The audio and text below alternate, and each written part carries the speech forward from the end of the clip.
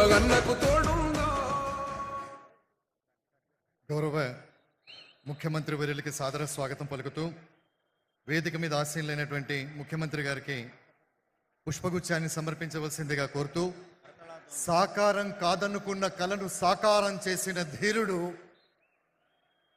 గౌరవ రేవంత్ రెడ్డి గారికి గట్టిగా ఒకసారి చప్పట్లతో హర్షధ్వనాలను తెలియచేయవలసిందిగా కోరుతున్నాం. ఇది రాష్ట్ర వ్యాప్తంగా ఉన్న దాదాపు 25,000 మంది ఉపాధ్యాయుల కరతాళ ధ్వనులు రాష్ట్రమంతా ప్రతిధ్వనించేలా కొట్టవలసిందిగా మీ అందరినీ కోరుతున్నాం.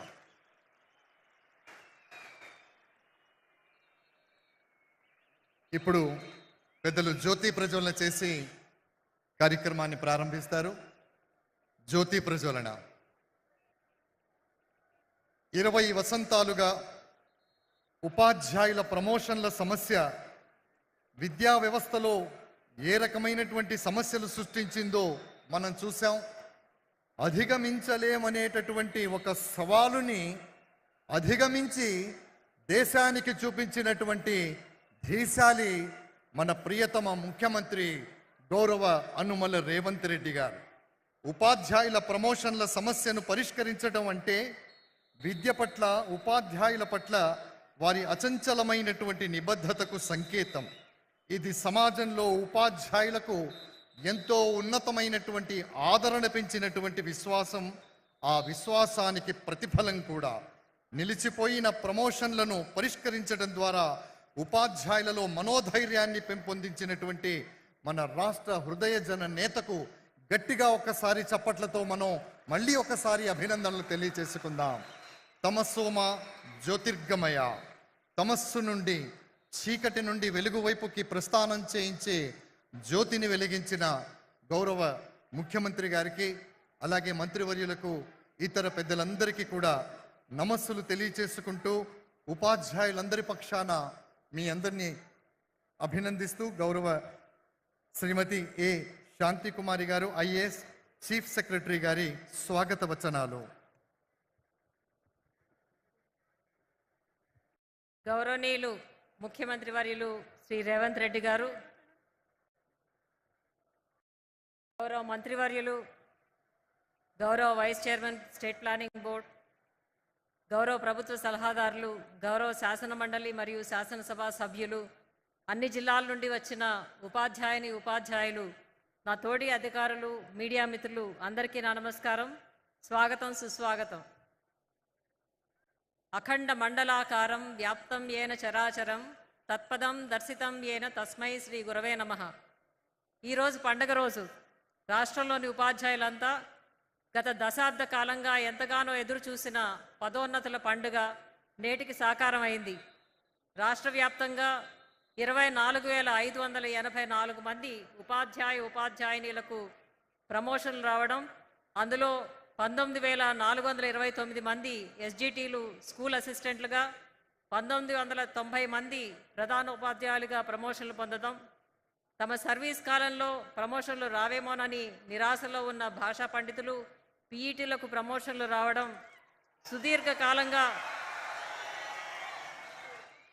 సుదీర్ఘకాలంగా ఉన్న వివాదాలకు ముగింపు రావడం ఎంతో సంతోషదాయకం. ప్రమోషన్లు అందుకున్న మీ అందరికీ నా శుభాకాంక్షలు. నూతన ప్రభుత్వం ఏర్పడగానే గౌరవ ముఖ్యమంత్రి వర్యులు విద్యాశాఖను స్వయంగా పర్యవేక్షిస్తూ విద్యారంగాన్ని బలోపేతం చేయటం కోసం అన్ని చర్యలు తీసుకున్నారు. అందులో కొన్ని ముఖ్యమైనవి: దీర్ఘకాలంగా ఖాళీగా ఉన్న 11,062 పోస్టులతో డిఎస్సి నోటిఫికేషన్ ఇవ్వడమే కాకుండా ప్రస్తుతం పరీక్షలు జరుగుతుండడం, అమ్మ ఆదర్శ పాఠశాలల పేరుతో మహిళా స్వయం సంఘాల భాగస్వామ్యంతో పాఠశాలలకు అవసరమైన రిపేర్లు, కనీస వసతులపై దృష్టి సారించటం, అలాగే పాఠశాల ప్రారంభ సమయానికి యూనిఫామ్లు, పుస్తకాలు, నోట్ పుస్తకాలు అందజేయడం, పాఠశాలల రూపురేఖలు మార్చి ఒక మంచి అభ్యాసన వాతావరణాన్ని ఏర్పరచడం జరిగింది. వీటితో పాటు ఇంటిగ్రేటెడ్ రెసిడెన్షియల్ స్కూల్ కాంప్లెక్స్ల ఏర్పాటు ఆలోచనతో విద్యారంగంలో ఒక పండుగ వాతావరణం, చైతన్యం వెలువరిస్తుంది. విద్యతో పాటు నైపుణ్యం కూడా ఉన్నప్పుడే యువత రాణించగలుగుతారని, మనకున్న అద్భుత మానవ వనరులకు గొప్ప అవకాశాలు కల్పించాలని నిన్ననే స్కిల్ యూనివర్సిటీకి మన ముఖ్యమంత్రి వర్యులు శంకుస్థాపన చేయడం శుభసూచకం. సమున్నత విద్యా ప్రమాణాలతో దేశంలోనే మన విద్యార్థులు అద్భుతాలు సృష్టించాలని, అందుకు దోహదపడే ఉపాధ్యాయులందరికీ అభినందనలు తెలియజేస్తూ మన మాజీ రాష్ట్రపతి అబ్దుల్ కలాం గారి మాటలతో ముగిస్తాను. ఈ ప్రపంచంలో ఎన్ని వందల వృత్తులున్నా వారందరినీ తయారు చేసే వృత్తి ఉపాధ్యాయ వృత్తి. అందుకే ఆ వృత్తి అంటే నాకు ఎంతో గౌరవం. జై హింద్. ఈ ప్రపంచంలో ఎంత గొప్ప వ్యక్తి అయినా వాడిని తయారు చేసేవాడు ఉపాధ్యాయుడు అన్న కలాం గారి ఉన్నతమైన మాటతో గౌరవ సిఎస్ గారు తమ సందేశాన్ని స్వాగత వచనాన్ని చేశారు. ఆచార్య కోదండరామ్ సార్ని మాట్లాడవలసిందిగా సాదరంగా స్వాగతిస్తున్నాం. Professor Kodandaram sir.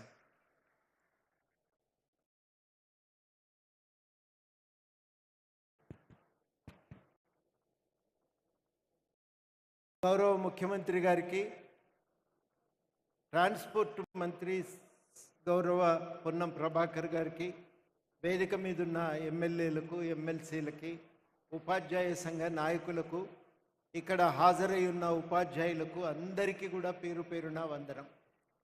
ఇవాళ పొద్దున్నే మీరు అందరూ కష్టపడి స్కూలుకు పోతారు ప్రతిరోజు. ఈరోజు మాత్రం ఈ ఎల్బీ స్టేడియంకు ప్రయాణం అయ్యి వచ్చింది. నాకు తెలిసి ఎన్నడూ కూడా ఇటువంటి ఒక సమావేశం జరగలేదు. మొట్టమొదటిసారి సమావేశం జరుగుతున్నది. దాదాపు ఒక 25,000 30,000 ఇవాళ ఈ సభ ప్రాంగణంలో హాజరై ఉన్నారు టీచర్లు. నిజంగా కూడా ఒక పండుగ వాతావరణమే కనబడుతున్నది. ఎందుకు పండుగ జరుగుతున్నదంటే ప్రతిసారి మనం పత్రికలో కథ చదువుతాం, ఈ పండుగ వెనుక కథ ఇది అని. మన పండుగకు ప్రధానమైన కథ ఏంటంటే ప్రమోషన్లు వచ్చినాయి. జీవితకాలంలో ఒక్కసారైనా ఒక ప్రమోషన్ను చూస్తావా అని నిరాశలో ఉన్నటువంటి ఉపాధ్యాయులకి ఈ ప్రమోషన్ రావటం ఎంత కీలకమో నాకు తెలుసు. నేను ఎప్పుడు ఎక్కడ మీటింగ్కు పోయినా 2014 నుంచి ఎక్కడ టీచర్లు కలిసినా ఒక్క ప్రమోషన్ అన్నా వస్తుందా సార్, మాకు రిటైర్ అయ్యే ముందు ప్రమోషన్ ఒక్కసారన్నా చూస్తామా సార్ అన్నట్టుంది. అది పండుగ కన్నా కొత్త బట్టలు రాకపోతాయని పేద కుటుంబంలో ఆశపడ్డట్టు మన జీవితంలో ఒక్క ప్రమోషన్ అన్నా వస్తుందా అనేది ఒక నైరాశ్యం. దాని నుంచి విముక్తి కలగటం అంటే ఇది నిజంగానే పండుగ జరిగినట్టే. హైదరాబాద్లో ఇదంతా కూడా బోనాల వాతావరణం ఉంది. అట్లాంటి ఒక బోనాల పండుగ జరిగినట్టే ఉంది ఇవాళ. ఇంత అద్భుతం సాధ్యమవుతుందని వరం అనుకోలే, ఎందుకంటే చాలా కేసులు ఉన్నాయి. ఈ కేసుల నడుమ ప్రమోషన్ ఎట్లా సాధ్యమవుతుంది? రకరకాలైనటువంటి క్యాడర్ సమస్యలు, రకరకాలైనటువంటి రూల్స్, ఇవన్నీ అడ్డంగా ఉంటే ప్రమోషన్లు ఇవ్వగలుగుతారా? హిమాలయం అడ్డొచ్చినా పక్కకు జరిపి ముందుకు పోతామన్న విధంగా మొత్తం మీద అన్నింటినీ పక్కకు నెట్టి మీ అందరికీ ప్రమోషన్లు ఇవ్వగలిగారు. అది చాలా గొప్ప విషయం.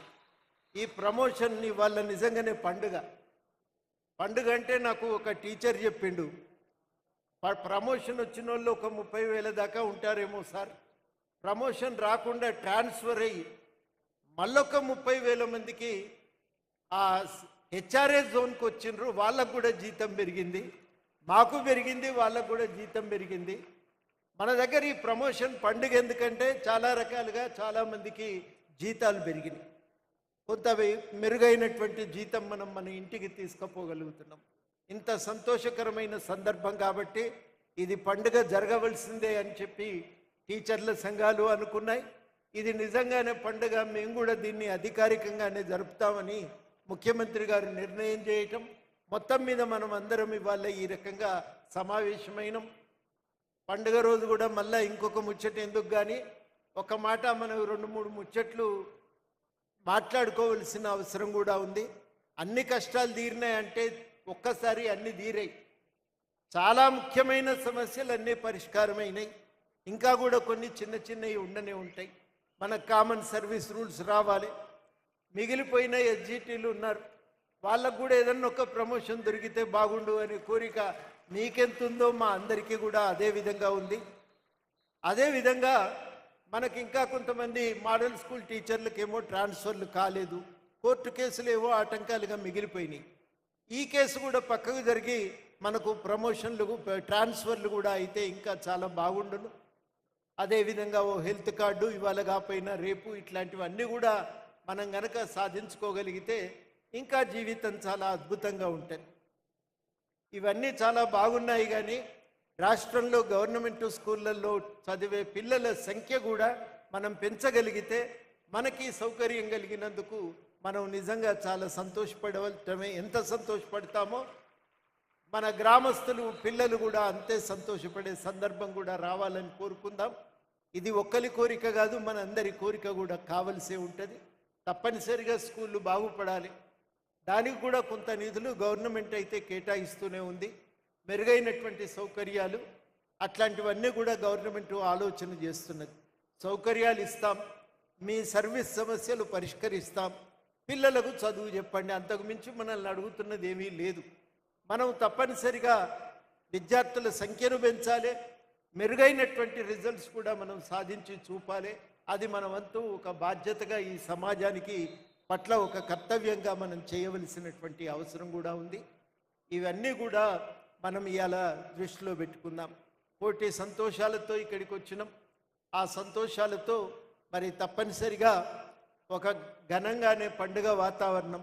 ఈరోజు వాతావరణానికి ఈ పరిస్థితుల్లో ఇంకా చాలామంది మాట్లాడాలి, కానీ ముఖ్యమంత్రి గారు చాలా విషయాలు చెప్పవలసి ఉంటుంది. కాబట్టి నాకు ఈ అవకాశం ఇచ్చినందుకు మీ అందరికీ కృతజ్ఞతలతో సెలవు. ఆచార్య కోదండరామ్ గారికి ధన్యవాదాలు తెలియజేస్తూ, ఆచార్య కోదండరామ్ గారు పండగ వాతావరణం అన్నారు. ప్రజాపాలనలో ఇలాంటి పండగలు ప్రతిరోజు జరుగుతూ ఉంటాయి. మన జన హృదయ నేత మన సీఎం గారి సారథ్యంలో గట్టిగా ఒక్కసారి చప్పట్లతో అభినందించవలసిందిగా కోరుతూ, now I humbly request minister of transport and BC welfare Shri Ponnam Prabhakar garu for his valuable address.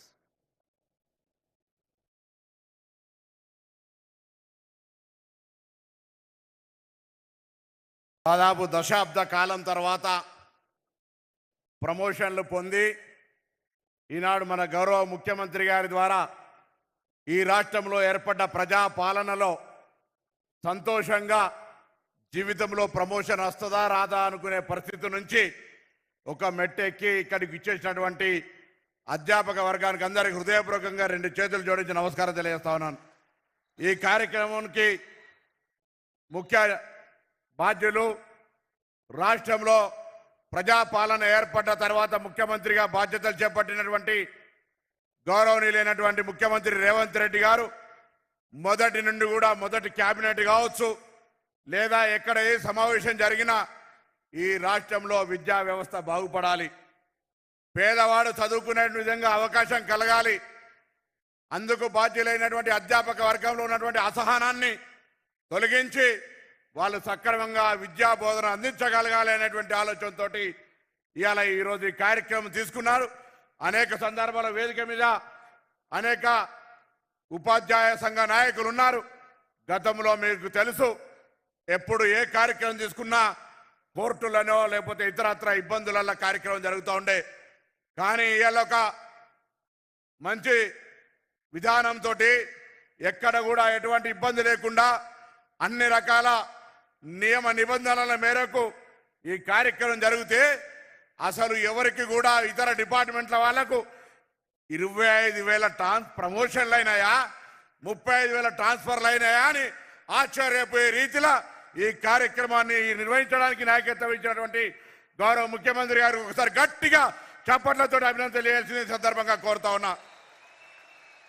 తల్లిదండ్రులతో సమానంగా గౌరవింపబడే మీరు, ఆచార్య దేవోభవాన్ని గౌరవింపబడే మీరు ఈరోజు ఈ ప్రభుత్వానికి అన్ని రకాలుగా సహకరించాలని విజ్ఞప్తి చేస్తా ఉన్నా.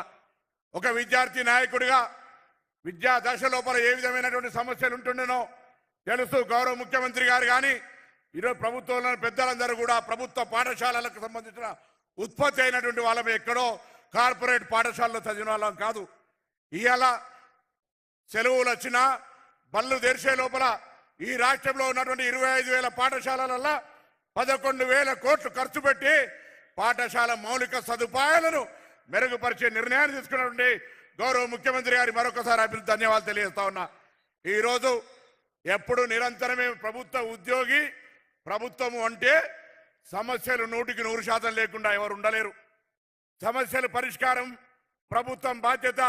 కానీ నేను అందరినీ మిమ్మల్ని కోరుతా ఉన్నా, ఏ తల్లిదండ్రులతోటి గౌరవంగా ఇవాళ మిమ్మల్ని గౌరవిస్తారో ఆ కుటుంబంలో ఉండి వచ్చి చదువుకునే పిల్లలకు సంబంధించి మీరంతా శిక్షణ పొందినటువంటి వాళ్ళు, పోటీ పరీక్షల్లో నెగ్గి ఉద్యోగం సంపాదించిన వాళ్ళు, ఈరోజు కార్పొరేట్ పాఠశాలల్లో సరి అయినటువంటి శిక్షణ లేక పోటీ పరీక్షల్లో లేకున్నప్పటికీ కూడా అక్కడ ఫలితాలు, అక్కడ అడ్మిషన్లకు సంబంధించి మొన్ననే పత్రికలో వచ్చింది, పోయిన సంవత్సరానికి ఈ సంవత్సరానికి 2 లక్షల విద్యార్థుల సంఖ్య తక్కువైందని. ఈరోజు మీ అందరూ కూడా దయచేసి రాబోయే విద్యా సంవత్సరానికి కానీ ఇప్పటి నుంచే ప్రతి ఒక్కరు కూడా నా పాఠశాల బాగుండాలి, నా పాఠశాలలో చదువుకున్న పిల్లవాడు అత్యున్నత స్థానానికి ఎదగాలనేటువంటి లక్ష్యంగా మంచి అయినా చెడైనా మీదే బాధ్యత. ఆ గ్రామంలో పాఠశాలలో చదివి బయటికి వచ్చేటువంటి ఒక విద్యార్థి ఈ దేశ సంపద, ఈ తెలంగాణ సంపద, తెలంగాణ అభివృద్ధికి దోహదపడే విధంగా మీ యొక్క ఆశీర్వచనము, విద్యా బోధన, సహకారాలు, శిక్షణ ఉండాలని ఆకాంక్షిస్తూ తప్పకుండా గౌరవ ముఖ్యమంత్రి గారు అన్ని రకాలుగా భవిష్యత్తులో ఇన్ఫ్రాస్ట్రక్చర్ పరంగా పాఠశాల భవన నిర్మాణాలు కావచ్చు, రాబోయే కాలంలో 11,500 ఉద్యోగ నియామకాలు కావచ్చు, అన్ని రకాల చేపట్టడానికి గౌరవ ముఖ్యమంత్రి గారు అన్నిటికంటే ఎక్కువ ప్రక్షాళన చేసి మంచి దారిలో నడిచే విధంగా విద్యా వ్యవస్థకు వారి దగ్గరే శాఖ పెట్టుకొని ఈరోజు ఈ విద్యా వ్యవస్థలో మార్పులు చేసే ప్రయత్నం చేస్తారు.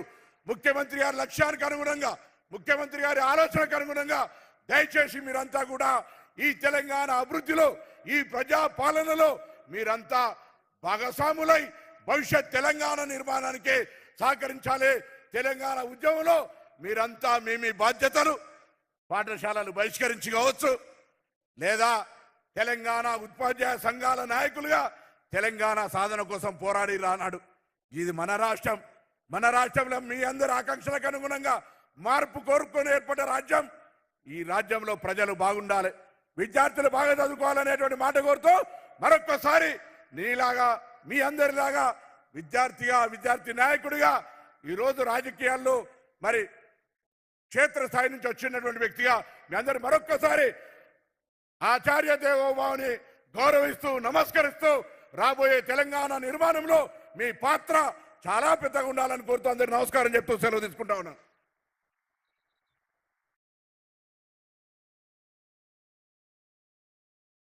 ప్రజాప్రభుత్వ ఆశయాలకు అనుగుణంగా పనిచేస్తున్నటువంటి గౌరవ మంత్రివర్యులు మాన్యశ్రీ పొన్నం ప్రభాకర్ గారికి నమస్సులు తెలియచేసుకుంటూ ఈరోజు ఒక చారిత్రాత్మకమైనటువంటి విజయాన్ని జరుపుకోవడం అనేటటువంటి ఒక విశిష్ట సందర్భం ఇది. ఇది సాధారణ కార్యక్రమం కాదు. ఇది తెలంగాణ విద్యా ప్రయాణంలో ఒక మైలురాయి కాదు. ఇది దేశ విద్యా ప్రయాణంలోనే ఒక మైలురాయి. ఉపాధ్యాయుల హృదయాలలో ఎప్పటికీ చెదిరిపోని ఒక అందమైన అద్భుతమైన జ్ఞాపకం. దీనికి కర్త, కర్మ, క్రియ, ప్రజాప్రభుత్వ రథసారథి మన ప్రియతమ ముఖ్యమంత్రి గౌరవ రేవంత్ రెడ్డి. సాధారణంగా గౌరవ రేవంత్ రెడ్డి గారిని మాట్లాడవలసిందిగా స్వాగతిస్తున్నాం. మనమందరం లేచి నిలబడి ఒక standing ovation to our beloved leader Revanth Reddy. Congress సూర్యుడు మన రేవంత్ అన్నా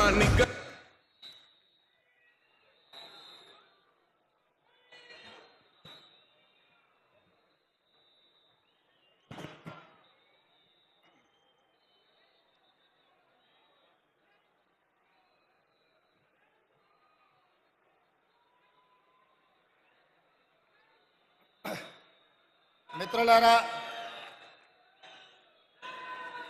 ఈరోజు ప్రజాప్రభుత్వం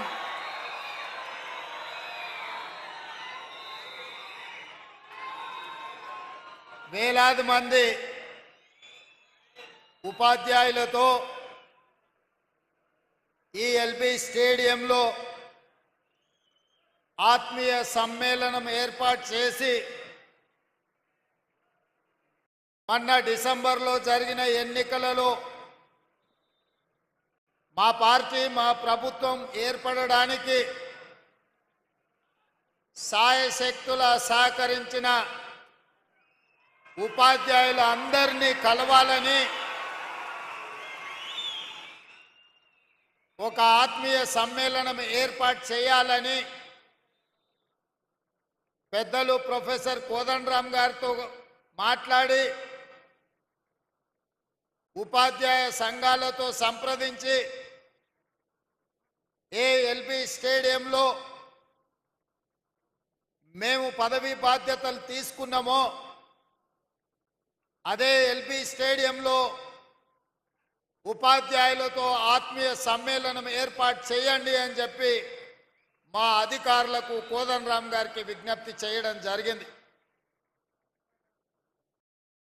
ఈరోజు ఆత్మీయ సమ్మేళనంలో భాగంగా వేదిక మీద మా మంత్రివర్యులు పొన్నం ప్రభాకర్ గారు, మా సహచర శాసనసభ్యులు, ప్రభుత్వ సలహాదారులు, తెలంగాణ చీఫ్ సెక్రటరీ గారితో పాటు విద్యాశాఖకు సంబంధించిన అధికారులు, వివిధ ప్రజాప్రతినిధులు తెలంగాణలో దాదాపుగా 30,000 పాఠశాలలో ఉన్న ఉపాధ్యాయులు అందరూ కూడా వేలాదిగా తరలి వచ్చి ఈ ఆత్మీయ సమ్మేళనంలో పాల్గొన్నందుకు మీకు అందరికీ మనస్ఫూర్తిగా ధన్యవాదాలు, కృతజ్ఞతలు.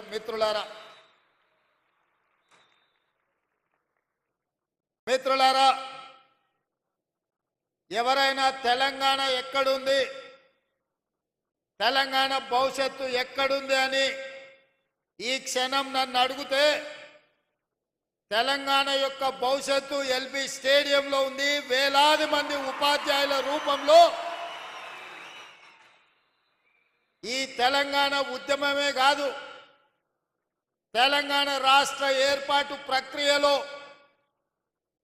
తమదైన శైలిలో క్రియాశీలక పాత్ర పోషించడమే కాదు, ఇవాళ 60 లక్షల మంది విద్యార్థులు ఉజ్వల భవిష్యత్తు కోసం తమ తల్లిదండ్రులు కష్టపడి రూపాయి కూడబెట్టి తమ పిల్లలు చదువుకోవాలి, తమ పిల్లలు విద్యలో రాణించాలి, వాళ్ళు డాక్టర్లు, లాయర్లు, ఇంజనీర్లుగా ఐఏఎస్లు, ఐపీఎస్లు, ఐఎఫ్ఎస్ అధికారులుగా మారాలి, వారు ప్రజాప్రతినిధులై, ఎమ్మెల్యేలై, మంత్రులై ఈ తెలంగాణ రాష్ట్రానికి ముఖ్యమంత్రులు కావాలి అని పేద విద్యార్థుల తల్లిదండ్రులు 30,000 పాఠశాలల్లో 26 లక్షల మంది విద్యార్థులను మీ చేతిలో పెట్టినరు. అదే తెలంగాణ భవిష్యత్తు. ఆ తెలంగాణ భవిష్యత్తు మీ చేతిలో ఉంది అని చెప్పి నేను చెప్పదలుచుకున్నా. ఇవాళ నేను చెప్పవలసిన అవసరం లేదు, మీరే 10 మందికి పాఠాలు చెప్పి సమాజంలో ఉన్న రుగ్మతల మీద ఏ రకమైన కార్యాచరణతో ముందుకు వెళ్ళాలో సంపూర్ణమైన అవగాహన ఉండి దాదాపుగా 26,000 పాఠశాలల్లో, గ్రామాలలో, అదేవిధంగా తండాలలో, గూడాలలో, మారుమూల పల్లెల్లో ఈ తెలంగాణ నిర్మాణం కోసం, ఈ జాతి నిర్మాణం కోసం కృషి చేస్తున్న మీకు ప్రతి విషయం తెలుసు. తెలంగాణ ఉద్యమాన్ని ఉవ్వెత్తున లేవడానికి, ఊరున ప్రాకడానికి, తెలంగాణ రాష్ట్ర సాధనలో ఉపాధ్యాయుల పాత్రను ఎవరు కాదనలేరు. ఆనాడు మేమందరం భావించినాం,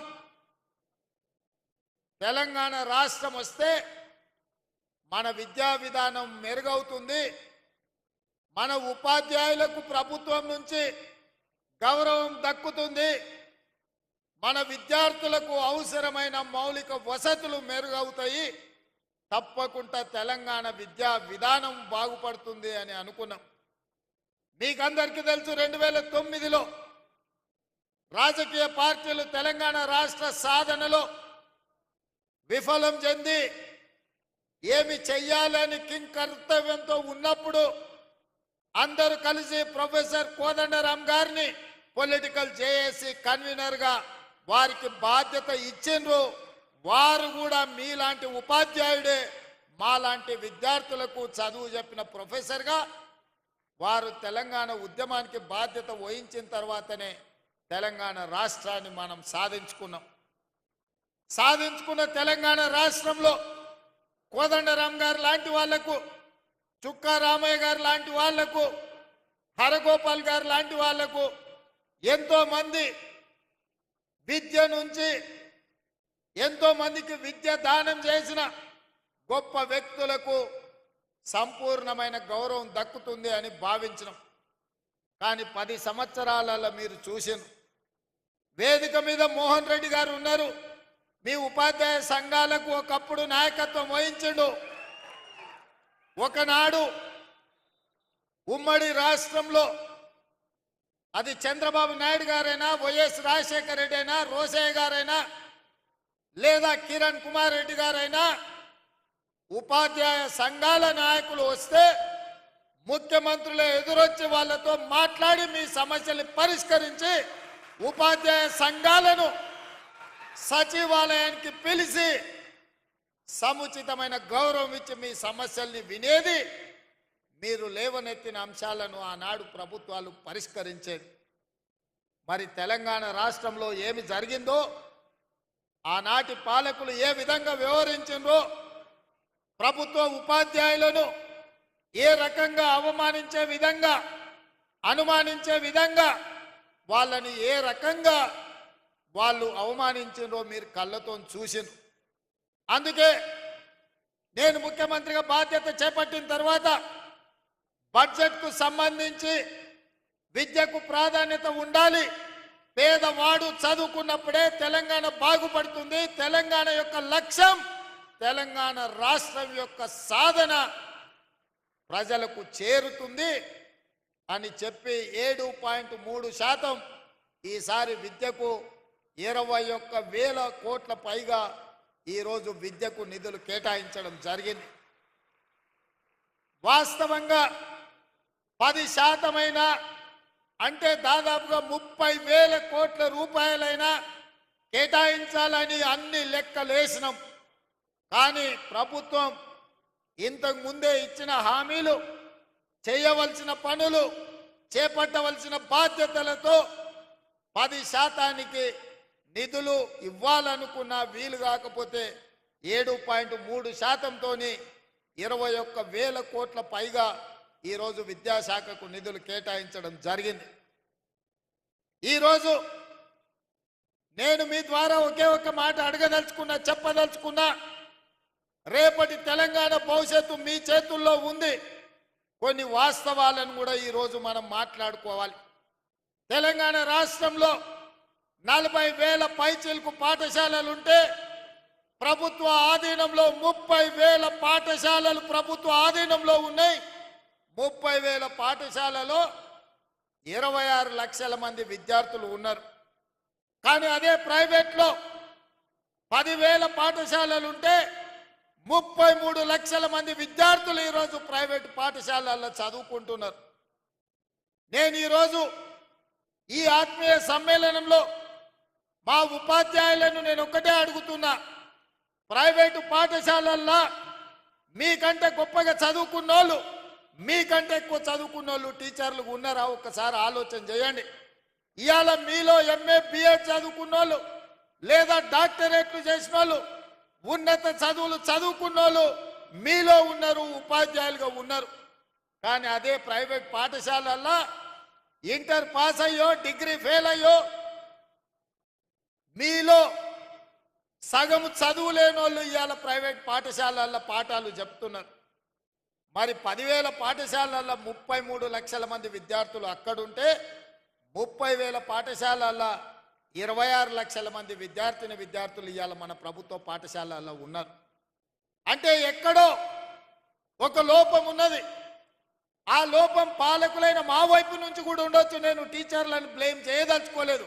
ప్రభుత్వం సరైన విధంగా నిర్వహించకపోవడం, మౌలిక వసతులు ఏర్పాటు చేయకపోవడం, కనీసం పాఠశాలల్లో ఊడవడానికో తూడవడానికో కనీసం టీచర్లకు తాగడానికి మంచినీళ్ళు ఇవ్వడానికి పారిశుద్ధ్య కార్మికులు లేకపోవడం కూడా కావచ్చు.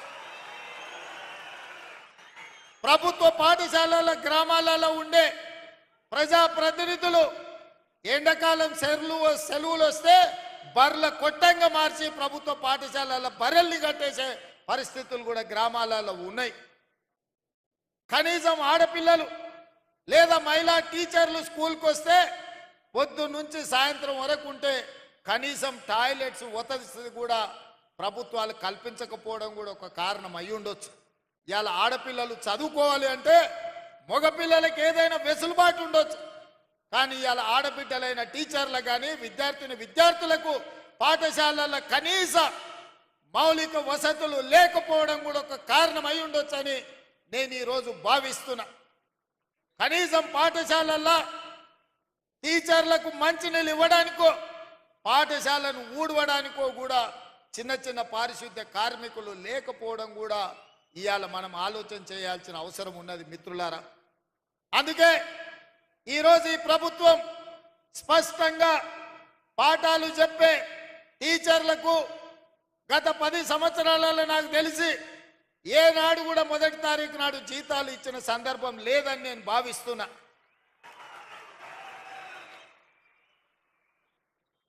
మీరు మీ పిల్లల చదువుల కోసమో ఇల్లు కొనుక్కోవడానికో కారు సైకిల్ మోటార్ లోన్ తీసుకుంటేనో ఏదైనా బ్యాంకుల్లో అప్పు తెచ్చుకుంటే మీరు ఇచ్చిన చెక్కులు సరైన సమయంలో మీకు జీతాలు రాకపోతే చెక్కులు బౌన్స్ అయిపోయి మీ సిబిల్ స్కోర్ ఖరాబ్ అయిపోయి బ్యాంకులు కూడా నమ్మని పరిస్థితులు ఇవాళ వచ్చినాయి, దాపురించినాయి గత 10 సంవత్సరాలలో.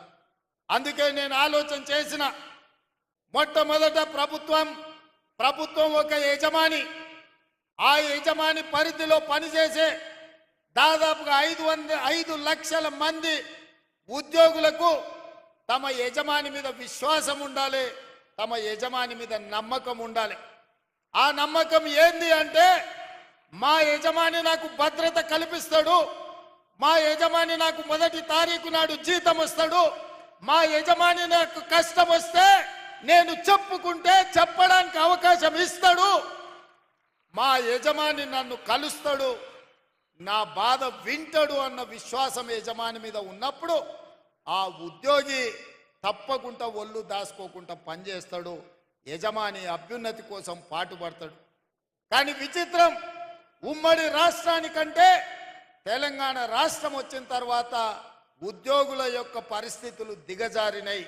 ఇది వాస్తవం, ఇది నిజం, కఠోరమైన మనం ఈరోజు మాట్లాడుకోవాల్సిన పరిస్థితి. అందుకే ఈరోజు వేదిక మీద నర్సిరెడ్డి గారు, రఘుత్తం రెడ్డి గారు మీ ఎమ్మెల్సీలు ఉండ్రు. 10 సార్లు ఈ 6 నెలల 10 సార్ల కంటే ఎక్కువనే నా దగ్గరికి సమస్యల మీద వచ్చిండ్రు. ఏవిఎన్ రెడ్డి గారు ఉన్నారు, మీ ఉద్యోగ ఎమ్మెల్సీలు, టీచర్ కమ్యూనిటీ నుంచి వచ్చిన ఎమ్మెల్సీలు ఏ సమస్యలు తీసుకొచ్చినా అక్కడికక్కడ అధికారులను పిలిచి మాట్లాడిన. భిన్న అభిప్రాయాలు ఉండొచ్చు, రాజకీయంగా మా ఆలోచనలు వేరుండొచ్చు, కానీ వాళ్ళు తీసుకొచ్చిన రిప్రజెంటేషన్ మీలాంటి వేలాది మంది ఉపాధ్యాయుల సమస్యలు కాబట్టి వాళ్ళతోని కూర్చోబెట్టి మాట్లాడినాం, వాటిని పరిష్కరించాలన్న ప్రయత్నం చేసినాం. మా హర్షవర్ధన్ ఎప్పుడు కలిసినా ఏదో ఒకటి 317 జీవో కావచ్చు, ఉద్యోగ బదిలీలు కావచ్చు, మీ జీతభత్యాల సమస్యలు కావచ్చు, ఏదో ఒక సమస్య కోసం ఎప్పుడు వస్తూనే ఉంటాడు, అడుగుతూనే ఉంటాడు. అందుకే మీ అందరినీ కలుసుకోలేకపోయినా మీ ప్రతినిధులను కలిసి మీ ప్రతినిధులు చెప్పే సమస్యల్ని విని భాషా పండిట్లకు దాదాపుగా 20 సంవత్సరాల నుంచి ప్రమోషన్లు లేవు, మిగతా వాళ్ళకు కూడా 10 నుంచి 15 ఏళ్ళ నుంచి ప్రమోషన్లు లేవు. పెద్దలు కోదండరామ్ గారు చెప్పినట్టు మా జీవిత కాలంలో ఒక్క ప్రమోషన్ అయినా చూస్తామా, చూడకుంటేనే రిటైర్ అయిపోతామని ఆవేదన చెందుతున్నారని నా దృష్టికి తెచ్చింది. బదిలీల విషయం మీకు తెలుసు, టీచర్లను ముట్టుకోవాలంటే ఎవరైనా భయపడతారు. తేనెటీగల గురించి మీకు తెలుసు కదా, తేనెటీగలు ఎవరి జోలికి పోవు, వాటంతట అవి ఉంటాయి, కానీ వాటి మీద ఎవరైనా రాయేస్తే ఏం జరుగుద్దో మీకు అందరికీ తెలుసు. అట్లనే టీచర్లు కూడా వాళ్ళ పాటికి వాళ్ళు జాగ్రత్తగా ఉంటారు. వాళ్ళని ఎవరైనా గులకరాయితో కొడితే వాళ్ళందరూ తేనెటీగలుగా మూకుమ్మడిగా ఏకదాటిన ఎవరి పనైనా చేస్తారని నేను సంపూర్ణంగా నమ్ముతా.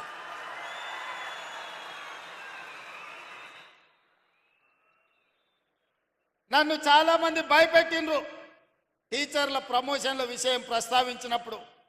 సార్ ఎవరి జోలికైనా పోవచ్చు కానీ టీచర్ల జోలికి పోకు సార్ అని అంటే నేను అన్నా. బదిలీల విషయం అప్పుడు కూడా అదే మాట చెప్పినారు.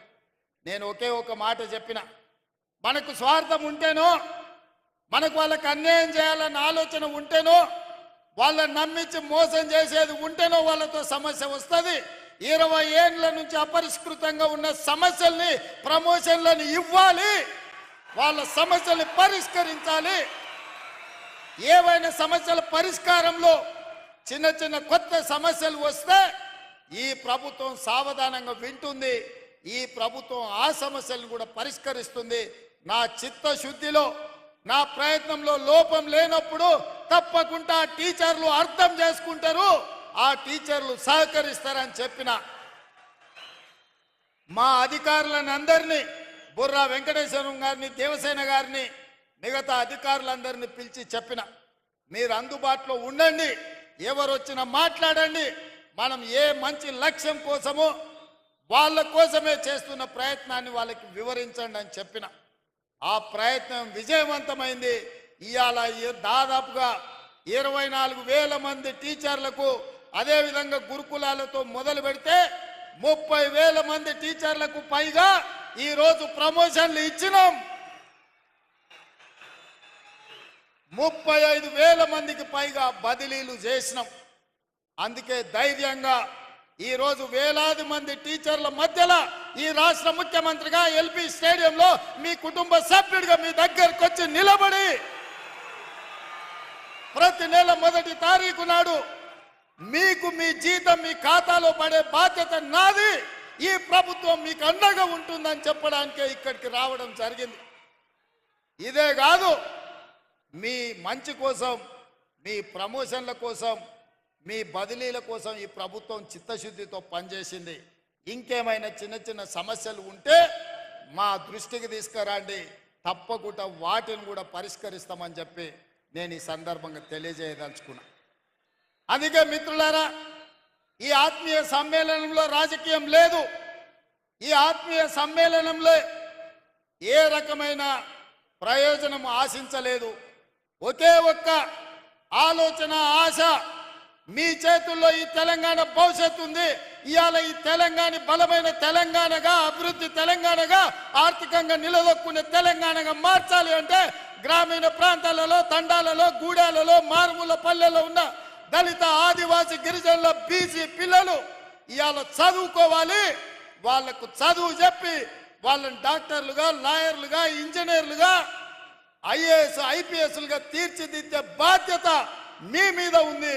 అందుకే ఈ తెలంగాణ భవిష్యత్తు మా చేతుల్లో కాదు, మీ చేతుల్లో ఉందని చెప్పడానికే నేను ఇవాళ ఈ సమావేశానికి ఏర్పాటు చేసిన.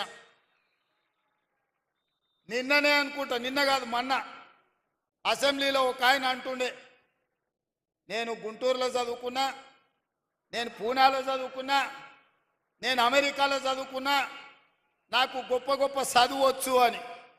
మీరు ఆడ చదువుకున్నారు అన్న నెటకారం చేయబడి మీరు చూసి ఉంటారు టీవీలలో, అసెంబ్లీలో. అప్పుడు నేను లేచి నేను చెప్పిన, కొండారెడ్డిపల్లి ప్రైమరీ స్కూల్లో, గవర్నమెంట్ స్కూల్లో చదువుకున్నా అని చెప్పిన, తాండ్రా హై స్కూల్లో చదువుకున్నా అని చెప్పిన, వనపర్తి జిల్లా పరిషత్ హై స్కూల్లో, గవర్నమెంట్ జూనియర్ కాలేజీలో చదువుకున్నా అని చెప్పిన.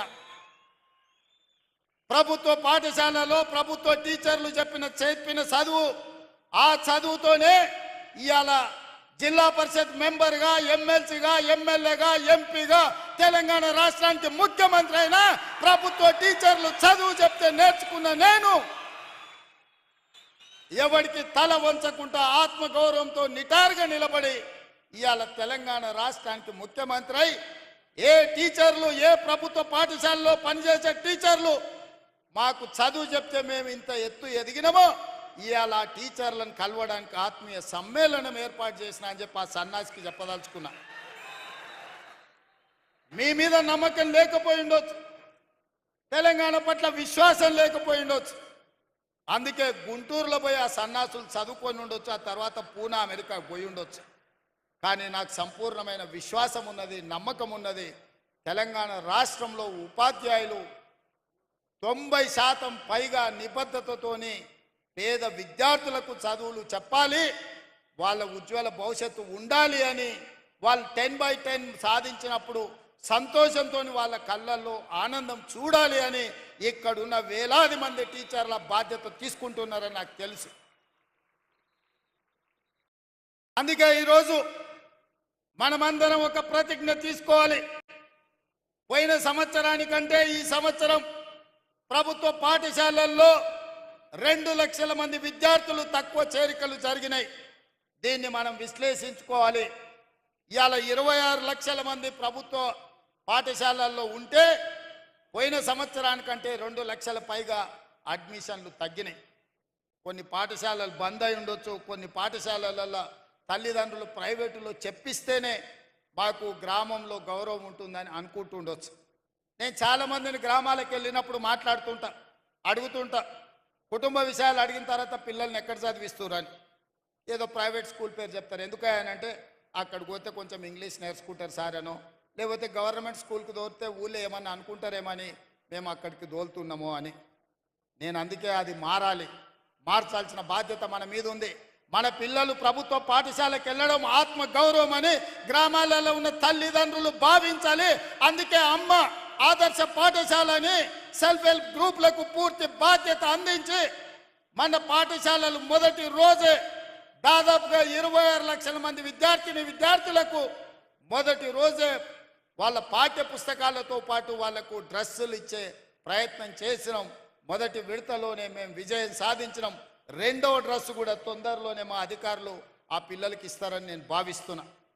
అందుకే ఇవాళ ప్రభుత్వం వైపు నుంచి మీ సమస్యల్ని పరిష్కరించడానికి, మీతో మాట్లాడడానికి, చర్చించడానికి ఈ ప్రభుత్వానికి ఎలాంటి ఇబ్బంది లేదు, ఎలాంటి భేషజాలు లేవు.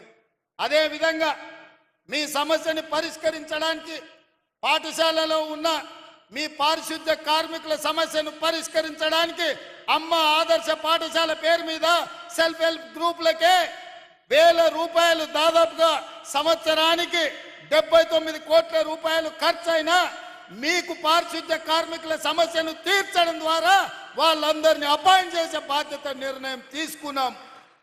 రేపటి నుంచి మీ పాఠశాలల బాధ్యత మీ జీతాలలో కొంత ఇచ్చి మీరెవరినో ఉద్యోగులను పెట్టుకోవాల్సిన అవసరం లేదు. నాకు తెలుసు చాలామంది టీచర్లు తమకు వచ్చిన జీతంలో కొంత పక్కకు తీసిపెట్టి పాఠశాలలో ఊడవడానికో తూడవడానికో పారిశుద్ధ్య పనులు టీచర్లు వాళ్ళ జీతాల నుంచి నిధులు కేటాయించి చేస్తున్నారు. మీరు కష్టపడ్డ సొమ్ము మీ ఇంటికి తీసుకుపోయే విధంగా రూపాయి కూడా మీరు ఖర్చు పెట్టాల్సిన అవసరం లేకుండా ఇవాళ సెల్ఫ్ హెల్ప్ గ్రూపులకే ప్రతి పాఠశాలలో పారిశుద్ధ్య పనులు చేయడానికి వాళ్ళ ఖాతాలో డబ్బులు వేయాలి, రూపాయి భారం మీ మీద పడొద్దని ఇవాళ నిర్ణయం తీసుకున్నాం. అదేవిధంగా వ్యవసాయానికి ఉచిత కరెంట్, ఇళ్లలో ఉచిత కరెంట్, ఇన్ని ఉచిత కరెంట్లు ఇచ్చినప్పుడు పాఠశాలల్లో కంప్యూటర్లు ఉండాలన్నా లేకపోతే సాంకేతిక నైపుణ్యం పెరిగిన ఈ సందర్భంలో మీరు అక్కడ వాళ్ళకి విద్య చెప్పాలి అని అంటే విద్యుత్ ఉండాలి. మీ విద్యాశాఖ మీ విద్యుత్ బిల్లులు చెల్లించరు. విద్యుత్ శాఖ వాళ్ళేమో బిల్లులు కట్టకపోతే మీకు కరెంట్ ఇయ్యరు. నేను ఆలోచన చేసిన, రైతులకు ఇచ్చినప్పుడు పేదవాళ్లకు 200 యూనిట్లు ఉచితంగా ఇచ్చినప్పుడు తెలంగాణ జాతి నిర్మాణము, తెలంగాణ భవిష్యత్తు పాఠశాలల్లో ఉంటే పాఠశాలల్లో ఎందుకు ఉచితంగా విద్యుత్ ఇవ్వద్దు? తెలంగాణ రాష్ట్రంలో ఉన్న 30,000 పాఠశాలల్లో ఉచితంగా విద్యుత్ ఇవ్వండి. ఆ భారాన్ని రాష్ట్ర ప్రభుత్వమే తీసుకుంటుంది. అది నా బాధ్యత అని చెప్పి ఈరోజు మీ పాఠశాలల్లో కూడా ఉచిత విద్యుత్తుకు ఏర్పాట్లు చేయండి అని చెప్పి మా ప్రభుత్వ అధికారులకు నేను ఆదేశాలు ఇచ్చిన.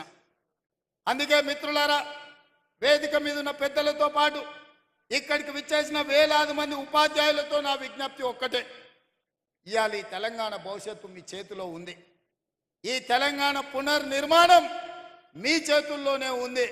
ప్రభుత్వ పాఠశాలలు బాగుపడ్డప్పుడు, పేదవాళ్ళ పిల్లలు చదువుకున్నప్పుడు, దళితులు, గిరిజనులు, ఆదివాసీలు, బలహీన వర్గాలకు, మైనారిటీలకు సంబంధించి, మహిళలకు సంబంధించిన పిల్లలు ఈరోజు పాఠశాలల్లో చదువుకొని బాగుపడితేనే ఈ తెలంగాణ బలపడుతుంది.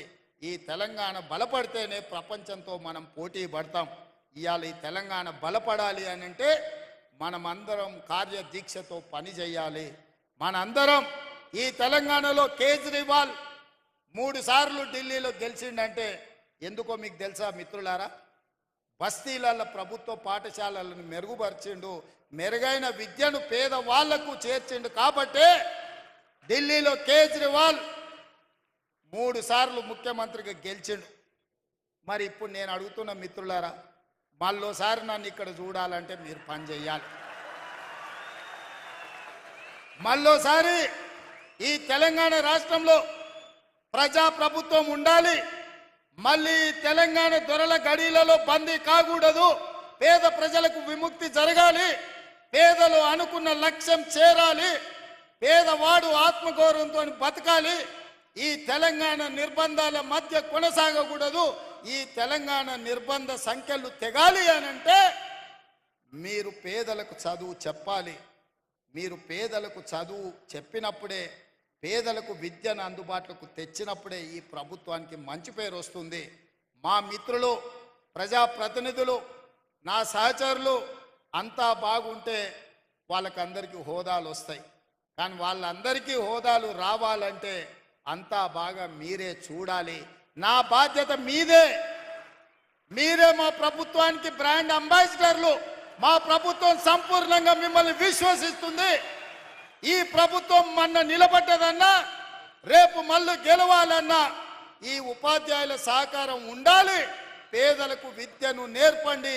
పేదలను బడి బయట పిల్లల్ని బడికి తీసుకురండి. మీకు ఏం కావాలనో అన్ని ఇచ్చే బాధ్యత నాది. పేదలకు విద్య నేర్పించే బాధ్యత మీది. అప్పుడే మన తెలంగాణ సాధించుకున్న తెలంగాణ ప్రజా ప్రయోజనం చేకూరుతుంది. అదేవిధంగా స్పోర్ట్స్ మీద కూడా ఇవాళ పాలసీలు తీసుకొస్తున్నాం. గ్రామీణ ప్రాంతాల నుంచి మండల కేంద్రాలలో కూడా మినీ స్టేడియంలు నిర్మించాలన్న ఆలోచన కాంగ్రెస్ పార్టీ చేస్తుంది. తప్పకుండా క్రీడల పట్ల విద్యార్థులను మళ్లించాలి. ఇవాళ నిన్న క్యాబినెట్లో నిఖత్ జరీన్కు, అదేవిధంగా సిరాజ్కు రూల్స్ అన్ని మినహాయింపునిచ్చి గ్రూప్ 1 డిఎస్పీ పోస్టులు క్రీడలలో రాణించినందుకు ఇచ్చినాం. ఇవాళ మీరు పిల్లల్ని క్రీడలలో ప్రోత్సహించండి. ఇవాళ ఒక స్కిల్స్ యూనివర్సిటీని పెట్టినాం. స్కిల్స్ యూనివర్సిటీ ఇది ఒక కొత్త ప్రయోగం. సర్టిఫికెట్లు తీసుకొని ఇంజనీరింగ్లుగా బయటకు వస్తారు, కానీ సాంకేతిక నైపుణ్యం ఉండడం లేదు. సాంకేతిక నైపుణ్యం లేనప్పుడు ఇంజనీర్ కంటే మేస్త్రే మేల్ అని మనం అనుకుంటున్నాం. మీరందరూ కూడా ఇండ్లు కట్టుకుంటున్నారు. నాకు తెలిసి ఏ టీచర్ అయినా ఉద్యోగం వచ్చిన తర్వాత మొదట చేసే పని పెళ్లి చేసుకుంటారు. పెళ్లి చేసుకున్న తర్వాత కూడబెట్టి ఇల్లు కట్టుకుంటారు. టీచర్లు ఒక క్రమశిక్షణతోటి మొదట ఉద్యోగం కోసం కష్టపడతారు. ఉద్యోగం వచ్చిన తర్వాత జీవితంలో స్థిరపడాలి అని పెళ్లి చేసుకుంటున్నారు. పెళ్ళి అయిన తర్వాత భద్రత ఉండాలని ఇల్లు కట్టుకుంటున్నారు. మీరు ఇల్లు కట్టుకునేటప్పుడు చూసి ఉంటారు, ఇంజనీర్ల కంటే మేస్త్రీలే మెరుగ్గా కనిపిస్తున్నారు. వాళ్ళు ఇంజనీరింగ్ సర్టిఫికెట్ పట్టా పొందుతున్నారు, కానీ సాంకేతిక నైపుణ్యం ఉండడం లేదు. అందుకే ఆలోచన చేసి తెలంగాణలో 65 ఐటీఐలు ఉన్నాయి. ఈ 65 ఐటీఐలలో 30-40 సంవత్సరాల క్రితం ఇండస్ట్రియల్ ట్రైనింగ్ ఇన్స్టిట్యూట్గా మారి వాళ్ళకి ప్లంబర్ గానో, ఎలక్ట్రీషియన్ గానో, మెకానిక్ గానో రకరకాల ట్రైనింగ్లు 30-40 సంవత్సరాల క్రితం తయారు చేసిన సిలబస్ వాళ్ళకి నేర్పుతున్నారు. చదువుకున్న చదువుకు బయటకు వస్తే సంబంధం లేకుండా పోయింది. నేర్చింది ఒకటైతే అవసరం ఇంకొకటి. అందుకే ఆలోచన చేసి ముఖ్యమంత్రి అయిన తర్వాత రాష్ట్రంలో ఉన్న 65 ఐటీఐలను అన్నిటిని పరిశీలించి ఇవి ఏమాత్రం ఉపయోగం లేదు అని టాటా కంపెనీతో మాట్లాడి 2400 కోట్ల రూపాయలతోటి అందులో 86% అంటే దాదాపుగా 2100 కోట్లు టాటా సంస్థ కేటాయించింది. 316 కోట్లు తెలంగాణ రాష్ట్ర ప్రభుత్వం, 86% వాళ్ళు ఇస్తే 14% మ్యాచింగ్ గ్రాంట్ ఇచ్చి ఈ 65 ఐటీఐలను ఏటీసీలుగా, ఏటీసీ అంటే అడ్వాన్స్డ్ టెక్నాలజీ సెంటర్లుగా మార్చి ప్రతి సంవత్సరం 4 లక్షల మంది నిరుద్యోగ యువకులకు ఐటీఐలలో ట్రైనింగ్ ఇచ్చి మిడిల్ ఈస్ట్ కంట్రీస్తో పాటు ఇవాళ మన రాష్ట్రంలో కన్స్ట్రక్షన్లో కానీ ఫార్మాలో కానీ మిగతా శాఖలలో పనులు చేయడానికి వాళ్ళకి శిక్షణ ఇవ్వడానికి ఇవాళ ప్రభుత్వం నిర్ణయం తీసుకొని ముందుకు వెళ్తున్నది. ఇదే కాదు, ఒకప్పుడు కాకతీయ ఉస్మానియా యూనివర్సిటీలతో పాటు ఆనాడు కాంగ్రెస్ పార్టీ మహబూబ్ నగర్లో, నల్గొండలో, కరీంనగర్లో, నిజామాబాద్లో, Palamuru university, Satavahana university, Mahatma Gandhi university ఇవాళ చాలా యూనివర్సిటీలను నెలకొల్పింది. ఈ యూనివర్సిటీలలో చదువుకున్న వాళ్ళందరికీ పట్టాలు వస్తున్నాయి, పట్టభద్రులు అవుతున్నారు. కానీ సాంకేతిక నైపుణ్యం ఆశించిన మేరకు లేకపోవడం వల్ల నిరుద్యోగ యువకులుగా మారుతున్నారు. అందుకే ఆలోచన చేసి నిన్న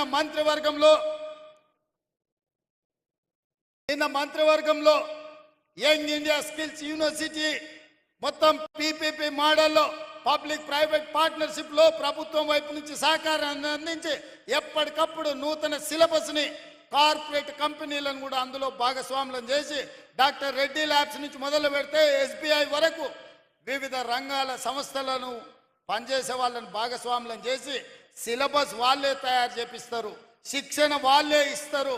శిక్షణ పొందిన విద్యార్థులను వాళ్ళే వాళ్ళ సంస్థలలో ఉద్యోగాలు ఇచ్చే విధంగా వాళ్ళతోని ఒప్పందాలు చేసుకొని ముచ్చర్లలో 57 ఎకరాలల్లా 150 కోట్లతోని యంగ్ ఇండియా స్కిల్స్ యూనివర్సిటీని నిన్న ప్రారంభించుకున్నాం.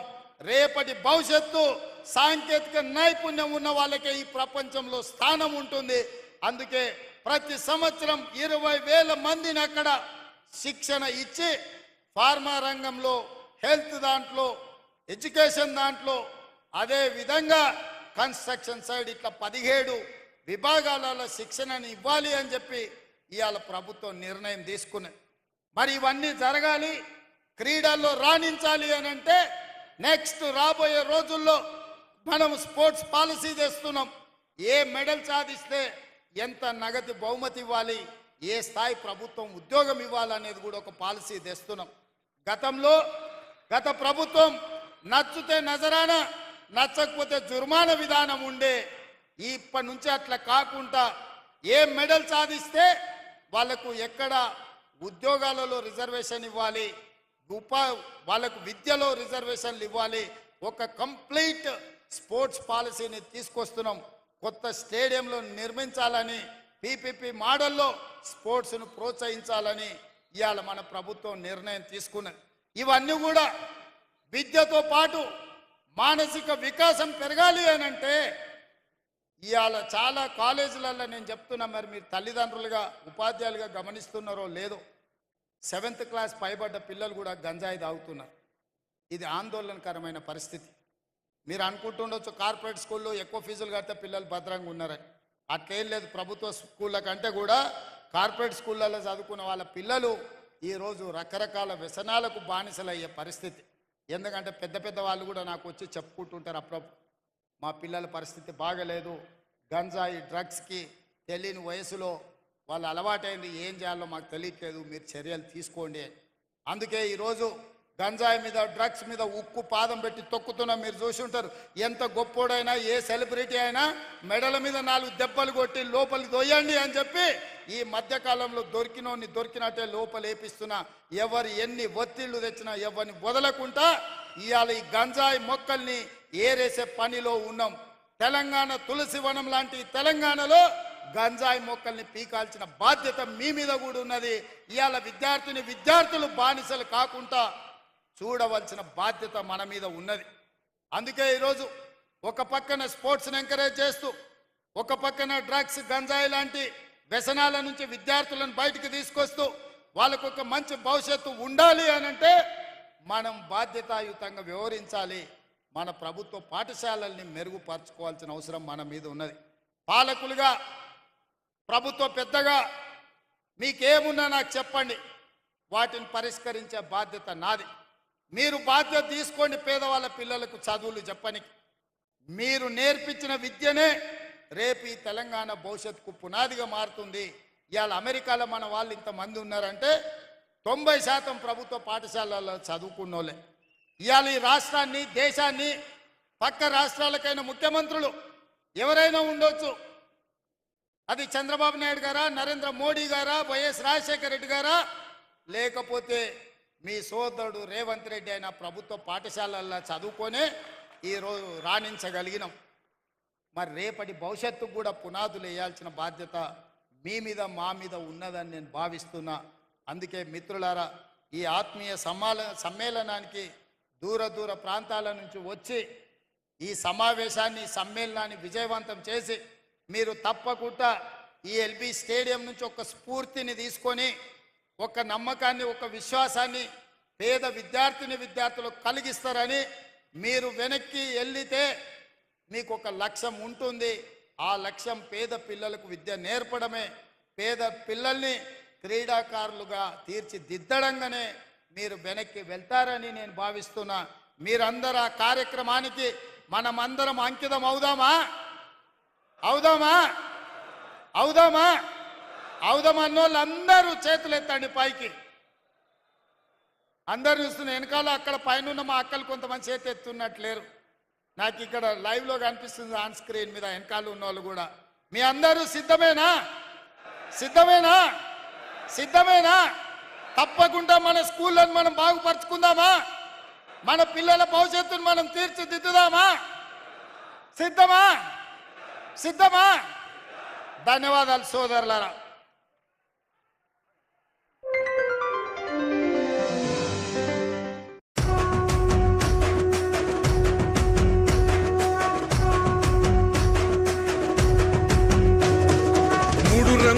జెండా బట్టి సింగమోలే కదిలినాడు ఒక్కరో కాంగ్రెస్ సూర్యుడు మన రేవంత్ అన్న నిగ్గదీసి అడిగే మునగాడు. వీడు భూమిన వానైతాడు, బీద సాదల ధైర్యం వీడు, దొంగ దొరల భరతం పడతాడు. మన రేవంత్ అన్న పేద ఇంటికి పండుగ తెస్తాడు. సోనియమ్మ దివెనతోని రాహులన్న సైనికుడయ్యి పెద్ద కొడుకై యుద్ధం చెయ్య సిద్ధమాయే రేవంత్ అన్న. 3 రంగుల జెండా బట్టి సింగమోలే కదిలినాడు ఒక్కరో కాంగ్రెస్ సూర్యుడు మన రేవంత్ అన్న నిగ్గదీసి అడిగే మునగాడు.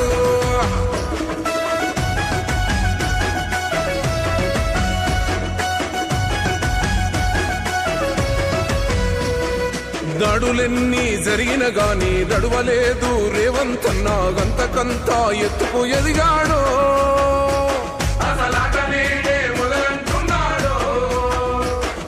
మొక్కనాడు ఊకోలేదు, ఒక్కడయ్యి కొట్లాడాడు, అందుకే పెద్ద నాయకుడయ్యాడు.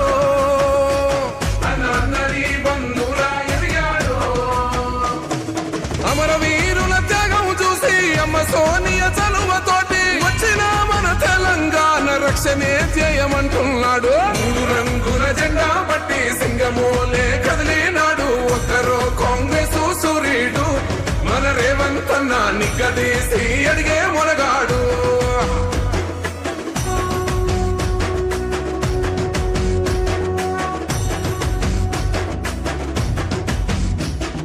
అహమంటూ లేని వాడు అందరినీ కలిపేటోడు, ఆనాటి రోజులు తెస్తాడు.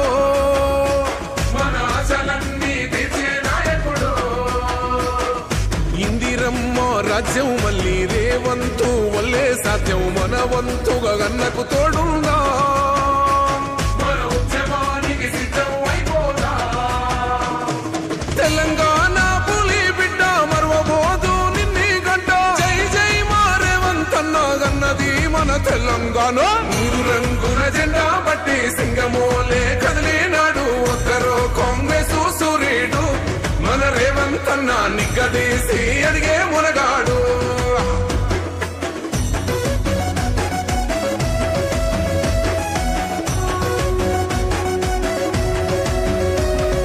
రాజ్యమొచ్చి 7 ఏళ్లాయే, రాతలింకా మారకపాయే, మోసగాడి సేతుల